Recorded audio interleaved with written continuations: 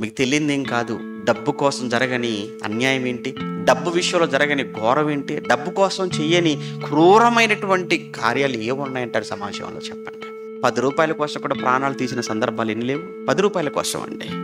మొన్న ఎక్కడో న్యూస్ చూసాం. ఎంత రైతు బంధుకు సంబంధించి ఎంతో ఏమంటే తండ్రి ఖాతాలో పడిందో లేదో కొడుకు వచ్చేసాడట. మందు కోసం అడిగితే తండ్రి ఇవ్వనందుకు తండ్రి చేతిలో ఉన్న కర్ర తీసుకొని తండ్రి తలపగల గుట్టేశాడు. ఎందుకు? డబ్బు. ఇలాంటి సంఘటనలు ఎన్ని మనం చూడట్లేదు. డబ్బు చెయ్యని పని ఉందంటారు చెప్పండి. అందుకే చెప్పాడు ఆయన, ఎవడునూ 2 యజమానులకు దాసుడుగా మారాడు. మీరు విగ్రహారాధన ధనాపేక్షను మీరు ఏం చేయండి? చంపేయండి అన్నాడు.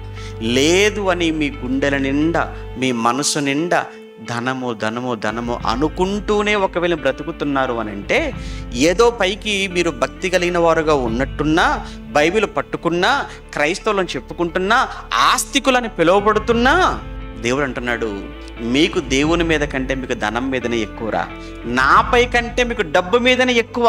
అటువంటి మీరు ఆస్తికులు ఎలా అవుతారు? మీరు నాస్తికులే తప్ప ఆస్తికులు